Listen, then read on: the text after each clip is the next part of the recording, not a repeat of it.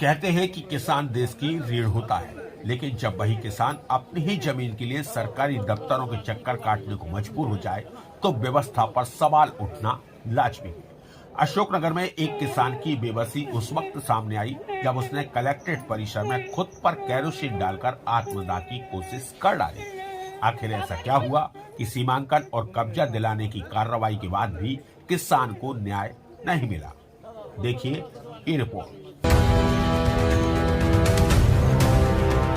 यह तस्वीरें अशोकनगर कलेक्ट्रेट परिसर की हैं, जहां ग्राम रातीखेड़ा निवासी किसान टुंडा जाटा अपनी शिकायत लेकर पहुंचा था, लेकिन वर्षों से चल रही जमीन की लड़ाई और प्रशासनिक कार्रवाई के बावजूद समाधान नहीं मिलने से परेशान किसान ने ऐसा कदम उठा लिया जिसने सभी को चौंका दिया। किसान ने अपने ऊपर केरोसिन डाल लिया और आत्मदाह की कोशिश करने लगा। मौके पर मौजूद पुलिस कर्मियों और होमगार्ड के जवानों ने तत्परता दिखाते हुए किसान के हाथ से केरोसिन की बोतल और माचिस छीन ली। कुछ ही सेकंड की देरी एक बड़े हादसे में बदल सकती थी।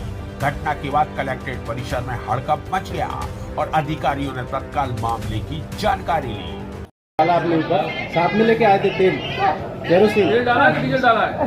साहब मैं तो कुछ नहीं, नो मारना है। नहीं तो डीजल डाला था कि तेल डाला था? साहब मैं मारो ना, क्या करो कि कटी जाए नहीं ना, मैं मर ही जाऊँ। कितने साल से आवेदन दे रहे हो? कोई होगी 2-3 साल होगी, बहुत परेशान हो। 3 साल से आवेदन दे रहे हो? कोई सुनवाई नहीं? कोई सुनवाई नहीं। नीट के बेल नपवाओ, नपती हो गई, पंचनामा मिल गया सब कुछ, आग देते।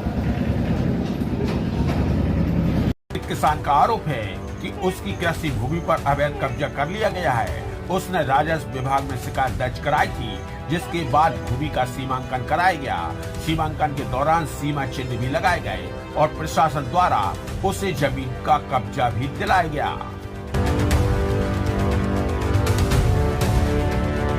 लेकिन किसान का कहना है कि कुछ समय बाद फिर से उसकी जमीन पर कब्जा कर लिया गया।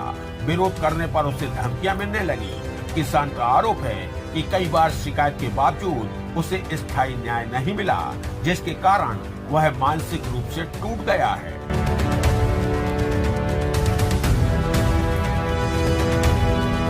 यह मामला सिर्फ एक किसान की परेशानी नहीं है, बल्कि उन सवालों को भी सामने लाता है जो राजस्व व्यवस्था और जमीन विवादों के समाधान पर खड़े होते हैं। यदि सीमांकन और कब्जा दिलाने की प्रक्रिया पूरी हो चुकी थी, तो फिर दोबारा कब्जा कैसे हो गया? कई शिकायतों के बाद भी कार्रवाई प्रभावी क्यों नहीं रही?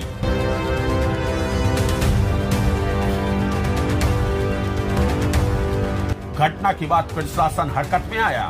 एसडीएम और तहसीलदार ने सर्किल पटवारी के साथ राजस्व अमले को मौके पर भेजा और जांच शुरू कराई। प्रशासन का दावा है कि किसान की शिकायत का नियमानुसार समाधान कराया जाएगा।